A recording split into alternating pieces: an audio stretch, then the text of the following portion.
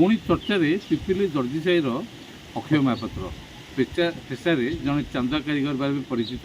एवं दीर्घ दिन धरी पाखापाखि 6 वर्ष धरी नुआ नुआ तरीकार रथ निर्माण कर जो रथयात्रा आसे रथ निर्माण कर पुणी थे चर्चा परिसर को आसती चलित वर्ष आप सीधा सड़क देखुं चलित वर्ष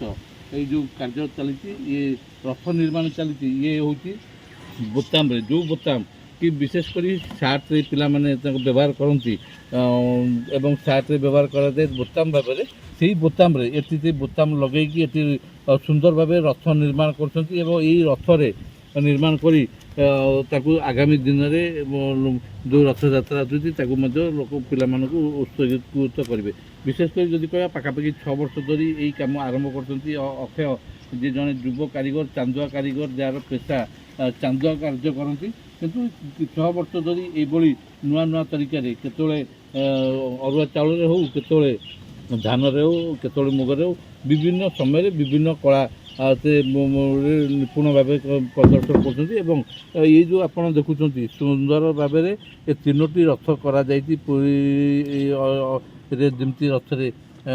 जगन्नाथ बलभद्र सुभद्रा रुहति से 3टी रथ ये निर्माण कर सुंदर भाव निर्माण कर कम करने पाखापाखि मस धरी लगी केते जो रही बोताम केते लगे केते दिन लगी सीधा सड़क आलोचना करवा कौन एत आग्रह रहा अक्षय बाबू कौन ये जो कम करने केते दिन आपको लगे केते जो कौन कौन आप तैयारी कर मो ना है अक्षय कुमार महापात्र मुझे गत 6 वर्ष आनी रथ तैयारी प्रस्तुत कर चलित वर्ष मु अरुआचल रथ निर्माण करी कहीं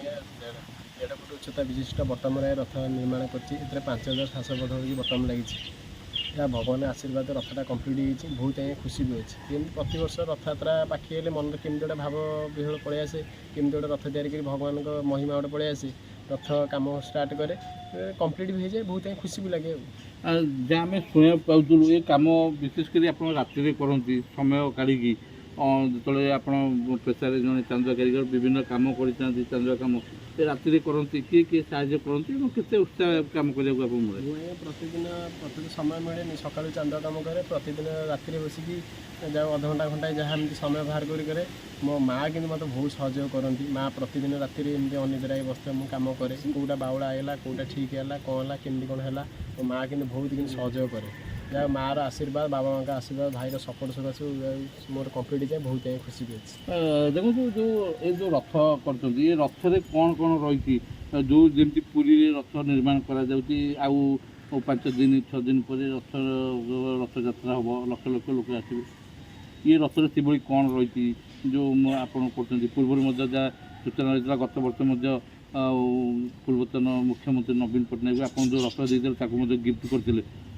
ये रथरे कौन रही से कौन करते से मुझे अरुआ चाउल आर वर्ष रथ निर्माण करी से बहुत 2 मास पाखापाखि समय लगे गोटे गोटिकर अरुआ चाउल प्रस्तुत करी सेटा भी 2 फुट उच्चता विशिष्ट रथ होता मुझे से नवीन पट्टनायक सार गिफ्ट प्रदान करी बहुत सी भी से बहुत भी खुशी भी बहुत किसी वार्ता भी देले मुझे बहुत भी खुशी हेली ए वर्ष पुणी पूरी रथ भाया 3टी रथ निर्माण कर पोटल अच्छी 22 पाँच अच्छी पाराभड़ी अच्छी घोड़ा अच्छी सारथी अच्छी दौड़ा सबू प्रस्तुत हो 1.5 फुट उच्चतार विशिष्ट बटम रथटा प्रस्तुत हो कम कर खुशी लगे बहुत खुशी अच्छी बजार साई प्रसिद्ध जो सहर जो जाए चर्चा प्रशंसा पाए वो बहुत भी खुशी लगे जहाँ बाबा माँ को समस्ते चर्चा भी करते जहाँ तो पुओ गोटे भल कारीगर एमती कम करे मुझे बहुत खुशी अच्छी देखो जदि कहवा बर्तमान रही अक्षय जे माँ रही अक्षय कहते संपूर्ण सहयोग करती सीधा सड़क आलोचना आज्ञा जी अक्षय ये कम करने पाखापाखि 6 वर्ष धरी कम कला ये कम आप सहयोग कर से कम करे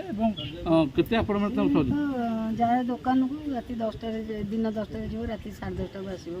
आसला खाई सारी आसी रथ बनाए प्राय 12:30 बेले बेले गोटे भी राति हो जाए मुझे बसे से कौटी बाड़ चढ़ा हेल्ले भी कहीदे यहाँ है गत वर्ष घोड़ा लगे नाला मुझे कही संगे संगे किणिक आनिक लगेला करना ए वर्ष भी से मन करता मुना घोड़ा न लगेले हेनी रथर घोड़ा जा किणिक आनला लगेला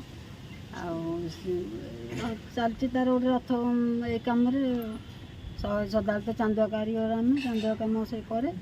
ଏଇଥର ସେ ଗୋଦାମ ରଥ କରୁଛି, ଆର ବର୍ଷକୁ ଜଗନ୍ନାଥଙ୍କ ମେଳା ଯାହା ହବ ଆଉ। ପୁଅ ଏମିତି କାମ କରୁଛି, କେତେ ଖୁସି ଲାଗୁଛି ହଁ, ଆପଣଙ୍କୁ? ମୁଁ ତ ବହୁତ ଖୁସି, ଆମେ ସମସ୍ତେ ଖୁସି, ଆମ ଘର ପରିବାର ବି ସମସ୍ତେ ଖୁସି, ସାହି ପଡ଼ିଶା ବି ସମସ୍ତେ ବହୁତ ଖୁସି। ଦେଖନ୍ତୁ ସିଧାସଳଖ ଯେଉଁ ଆପଣ ଦେଖୁଥିଲେ ଏଇ ଭିଜୁଆଲକୁ ମଧ୍ୟ ଆପଣ ଦେଖିବେ। ନିଶ୍ଚିତ ରୂପେ ଯେଉଁ ପିପିଲି ଗୋଟେ ଚାନ୍ଦୁଆ ପାଇଁ ପ୍ରସିଦ୍ଧ ଏବଂ ବିଶେଷ କରି ଯେଉଁ ଚାନ୍ଦୁଆ କାରିଗର ଅକ୍ଷୟ ମଧ୍ୟ ପିପିଲି ପାଇଁ ଅନେକ ସମୟରେ ଏମିତି ଗୌରବ ଆଣିଛନ୍ତି ଏବଂ ପିପିଲିରେ ବିଭିନ୍ନ ଅନୁଷ୍ଠାନରୁ ମଧ୍ୟ ସେ ମଧ୍ୟ ସମ୍ମାନିତ ହୋଇଛନ୍ତି। କାରଣ ଏଇଭଳି ତାଙ୍କର ଯେଉଁ କଳା ରହିଛି, ସେଇ କଳା ମାଧ୍ୟମରେ ସେ ମଧ୍ୟ ଅନେକ ଲୋକଙ୍କୁ ଆକୃଷ୍ଟ କରିପାରୁଛନ୍ତି। ଚଳିତ ବର୍ଷ ସେ ପାଖାପାଖି 5200ରୁ ଅଧିକ ବୋତାମ ଲଗାଇ ଏହି ରଥ ନିର୍ମାଣ କରିଛନ୍ତି, ଯେଉଁ ରଥରେ ପୁରୀ ରଥ ଭଳି ସେ ମଧ୍ୟ